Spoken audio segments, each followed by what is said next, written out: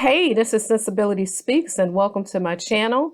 I want to say thank you to my new subscribers. Appreciate you. So let's get into it. Now, this is Love and Marriage DC Season 2, Episode 1. I must say, I was curious as to how the season would be without Monique and Chris Samuels.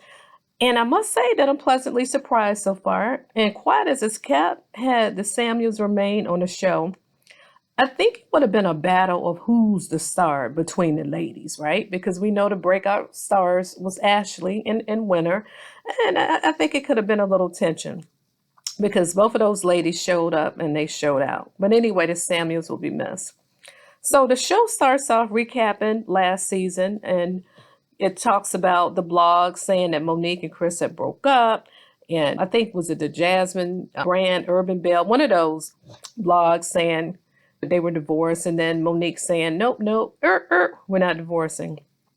Okay, so Arena visits Ashley, and Ashley states that they become really close, I guess, over the months since they started filming. And I don't know, I can't remember if they knew one another prior to the show, or maybe knew of each other, whatever, just from being out on the scene in the DMV and the nightlife or whatever, and their husbands. But anyway, so now they're close.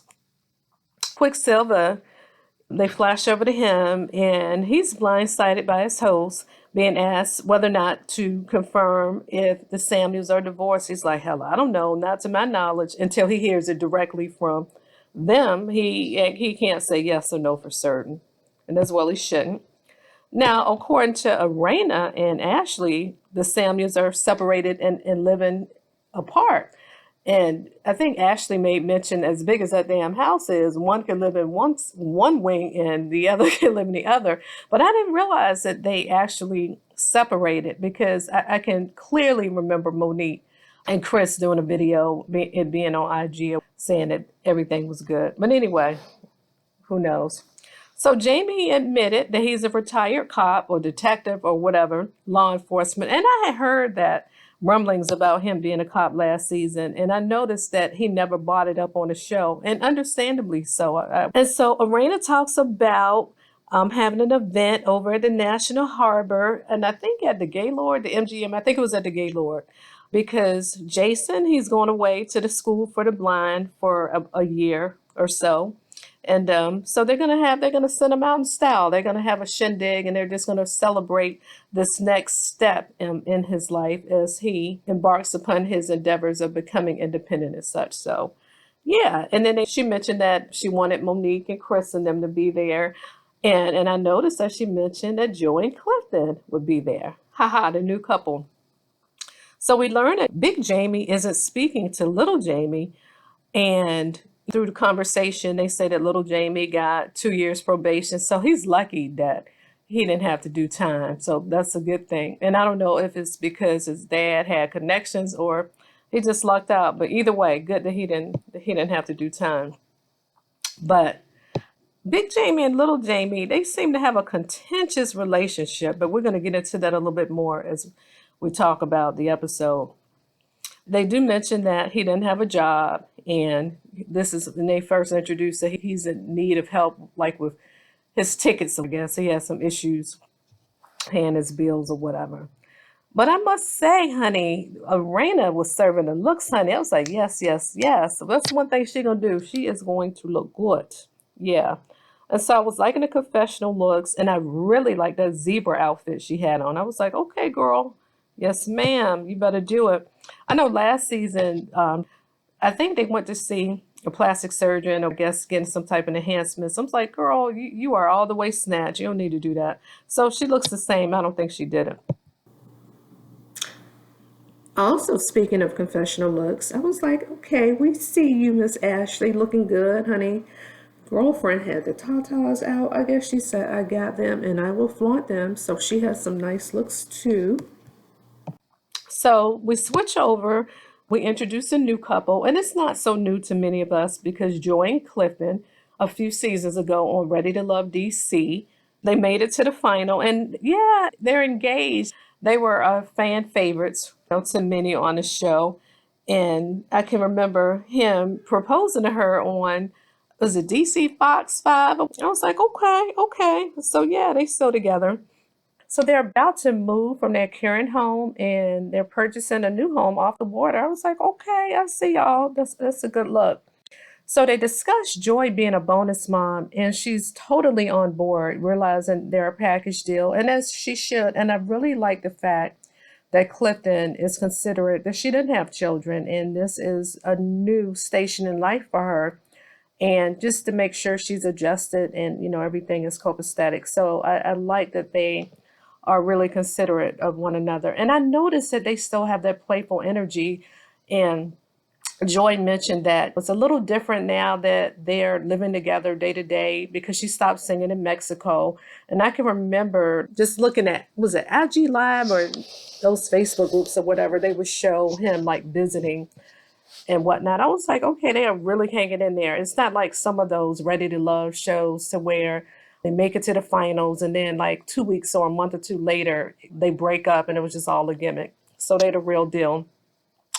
But so we switch over to Ashley and her former nanny, Angela, who's now her assistant. I was like, okay, girlfriend is busy. She has a whole assistant.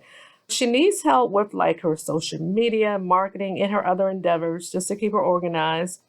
And I was laughing because they flashed over to the son. I guess he was like, I'm a teenager now. I don't need nobody watching over me. But I guess they're making it clear that that's not why she's there.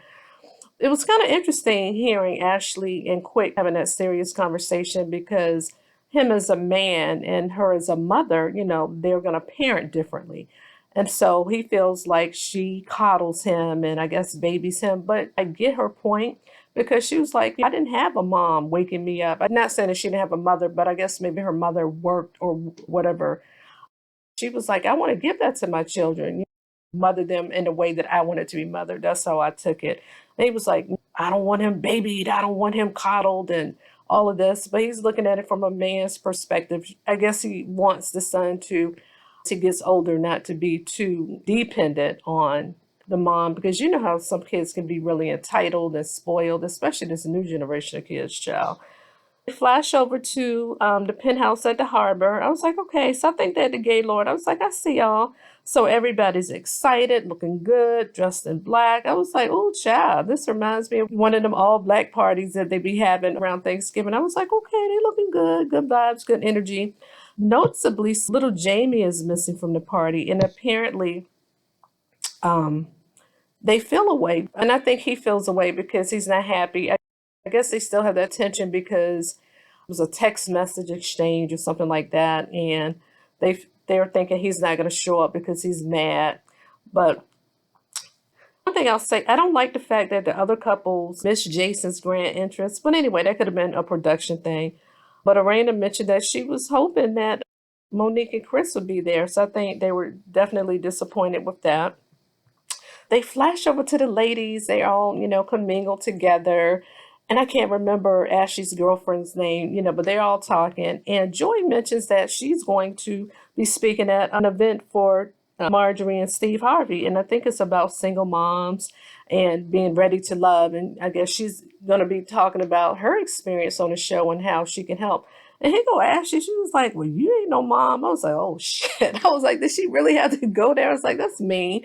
And I guess she said, I may not be a mother, but I understand being ready to love. So they go back and forth. And then her girlfriend, she had to have a moment, child. I guess soon maybe she's a mom, saying, how can she just really credibly speak to that and she didn't have children? That's how I took it.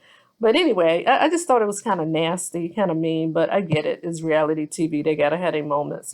But Ashley said that she wouldn't even feel comfortable speaking as a single mother because she's never had that experience. She's always been married with her kids. So anyway, but I was looking at Clifton's face. He was like, y'all ain't finna gang up on my baby now. He was like, y'all are not going to gang up on her. She going to be speaking. So I like how he interjected.